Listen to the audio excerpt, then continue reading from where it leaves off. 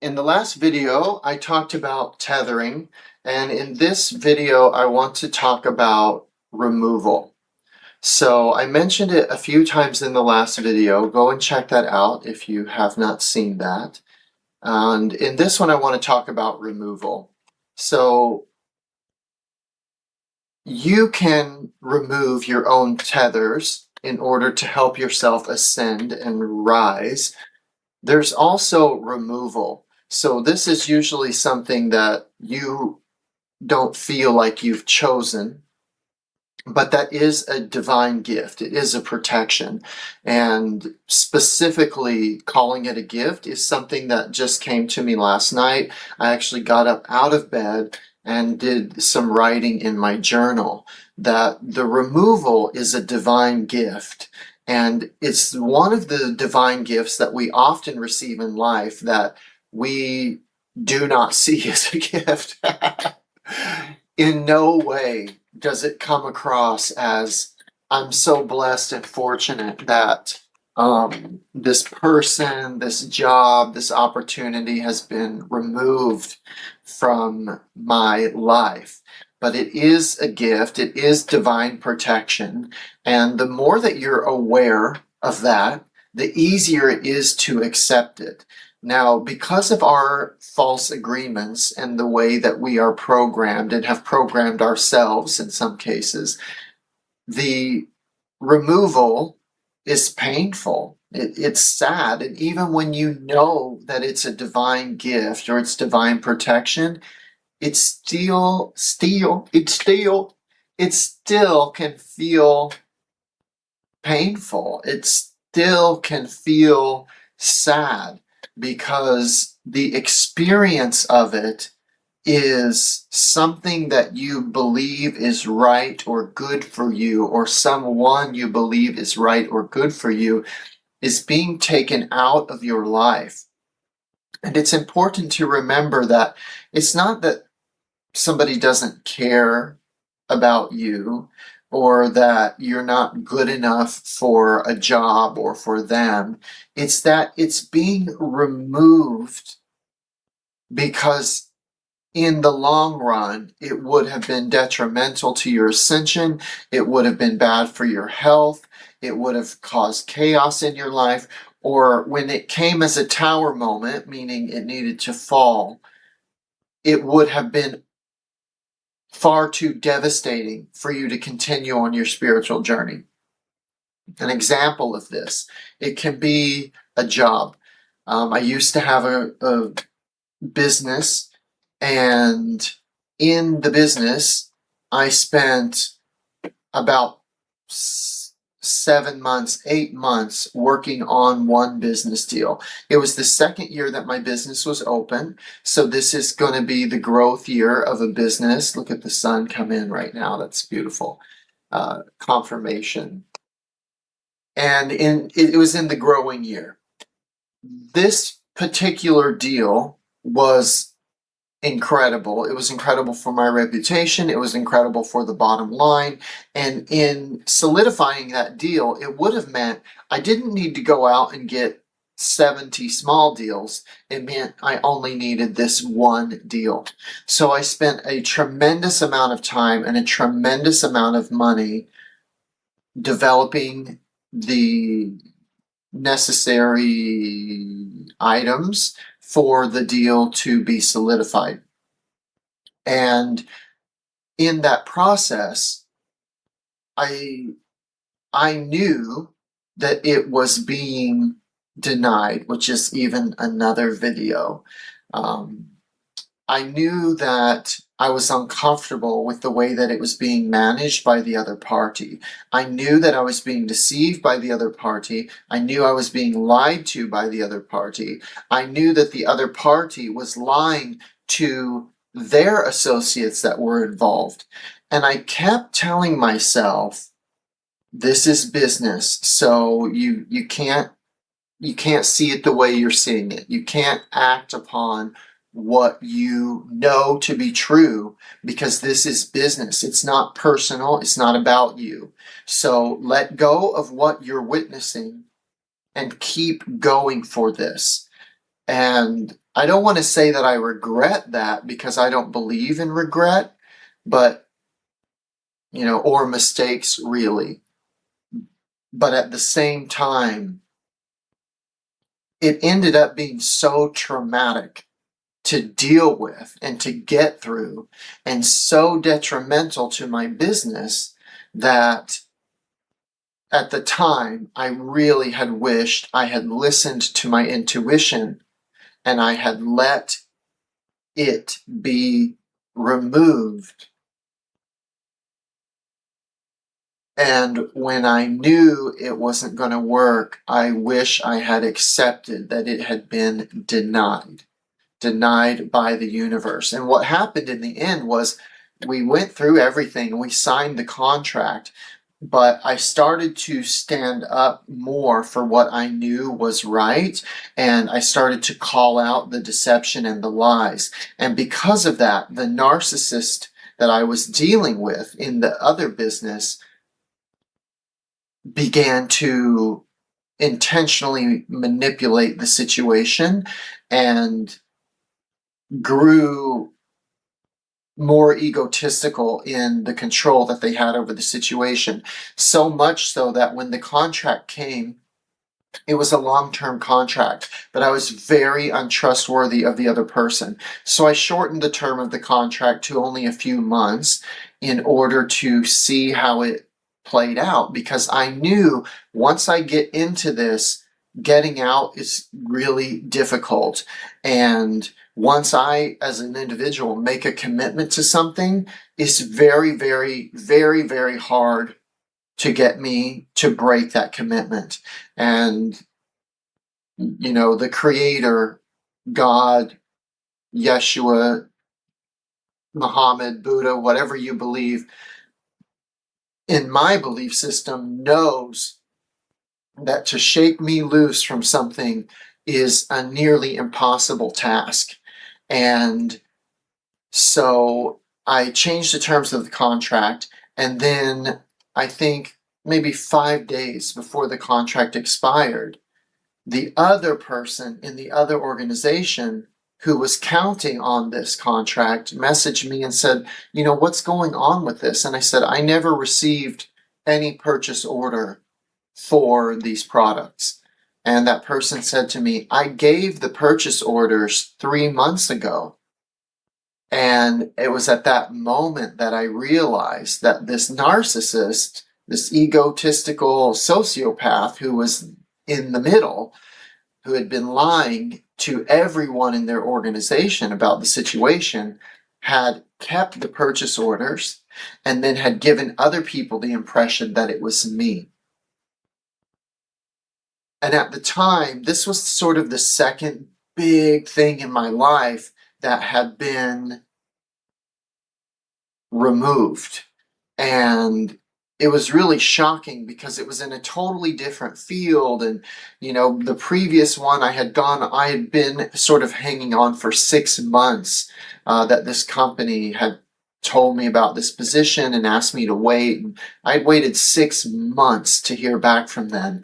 And then in the end, I got some form letter email from them that had like 3 or 4 different fonts in it that had said, thank you for coming to the office, but we had talked via video. I mean, it was just so like unprofessional the way that it was handled, but it really rocked my life because I had really been counting on it. I was so excited about this opportunity. I was so excited about both of them. And because they had carried on so long, I had thought, no company's going to waste their time telling me to wait. No company's going to waste their time like taking in all these samples and all this back and forth and all this communication and then me dealing with their corporate. They're not going to do that if it's just a game. And it really hurt me at the time because I didn't understand this idea of the denial. And I really didn't understand the idea of the removal. Okay, I'm going to try to stitch these two videos together. Again, I'm really inexperienced with this, so this might be part 2 of discussing removal. but it might be stitched together, so bear with me. As I was saying, that when something that is in your life or that seems to be coming into focus, into fruition, into your experience is removed, that is divine protection.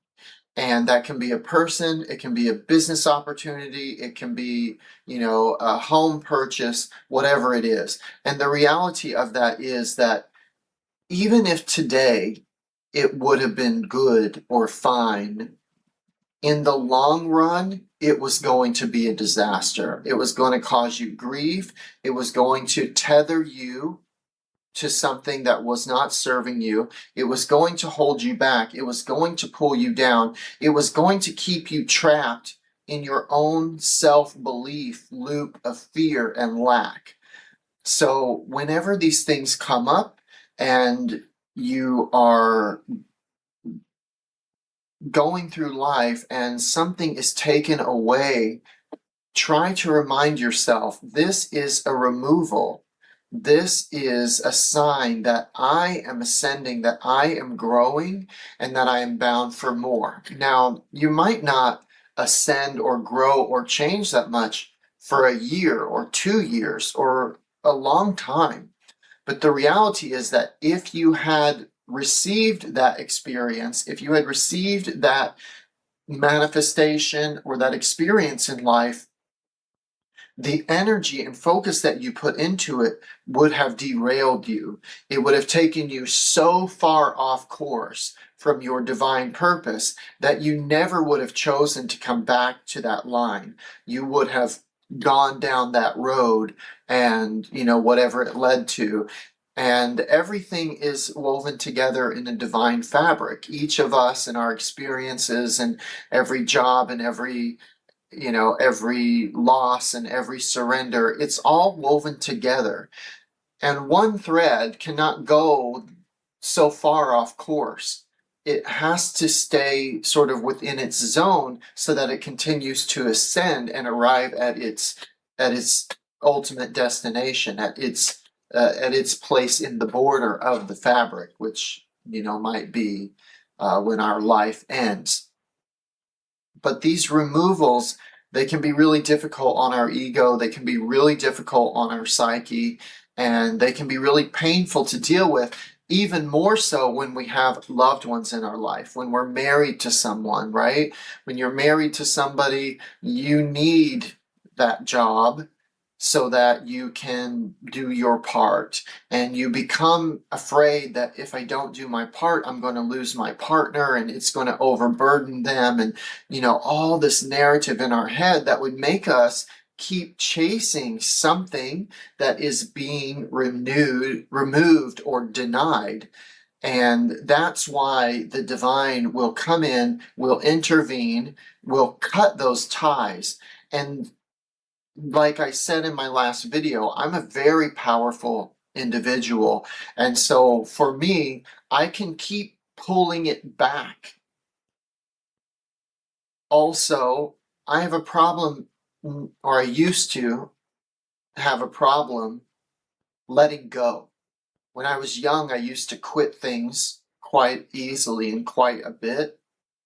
And so as an adult, I don't get into things that I'm not really passionate about and excited about and love toward. And so then when it's served its purpose, its reason, its season or lifetime, it used to be very hard for me to surrender that and let go. Not necessarily because I was afraid better wasn't coming, but because I had a belief, whether it's correct or incorrect, that life is full of these types of challenges. And when we're dealing with others, people don't have the integrity with their word that I do. People make decisions from their ego. They make decisions from fear. And I can't blame them. When you follow your heart, it can often lead to a lot of grief and turmoil because we've been trapped in this system of lack and fear. And that can be, when it comes to money, that can, that is a control system. Actually, that's another video that we need to talk about, where you pay attention. And attention is the divine currency of man. It's the original, tender to get what we want and what we need out of this life is to pay attention. So it can be, I lost my track of thought here a bit, so excuse me. It can be quite traumatic to follow your heart and to live in a way where you have integrity all the time, and you know that other people don't. You know that other people lie and manipulate and that they cover their own ass with deception and manipulation because they can't admit when they're wrong because of their ego. I have no problem being wrong. And when I hurt somebody, if I make a mistake, if I'm aware of it, I immediately go and address it. And it started when I was really young, that if I did something, I'd make fun of myself so that other people couldn't make fun of me. I took the power away from the situation and I restored it to myself. I stopped externalizing that power because I went through a lot of really difficult things when I was young. And when I was in, high school, for example, I got teased and made fun of all day, every single day. Every single day. And my ego was the only thing that protected me for a long time. And, I was kind of a little bit, shitty when I was younger because that was my only way to survive that trauma that I was experiencing all day, every day. And nobody can really understand what that's like unless you've lived through surviving, being traumatized by others all day, every single day, and being made fun of. You can't imagine. But eventually, I came to understand that if I'm wrong, if I admit it at work, for example, if I made a mistake and I went to my boss, instead of trying to see if they found out, instead of trying to hide it if they did or blame someone else, I would just own it.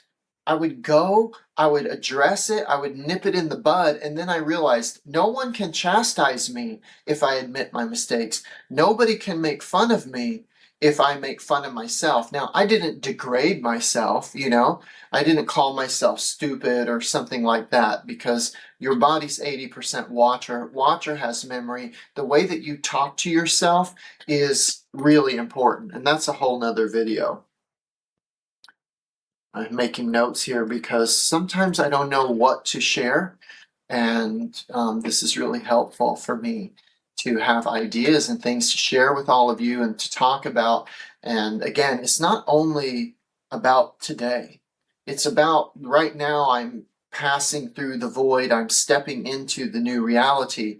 And it's really important to document this time and what I know now and the way that I feel now, so that in the future, when I have the influence and the platform and all of those things, there's a record to look back on and the authenticity to show that I know what I'm talking about, and I wasn't afraid to share when I was vulnerable and when I didn't have any viewers and when there wasn't anybody taking in the information. I don't like for people online to refer to others as followers, because that denotes like a religion or something. And I don't need followers. Yeshua, Jesus, wasn't trying to make a religion, didn't create followers.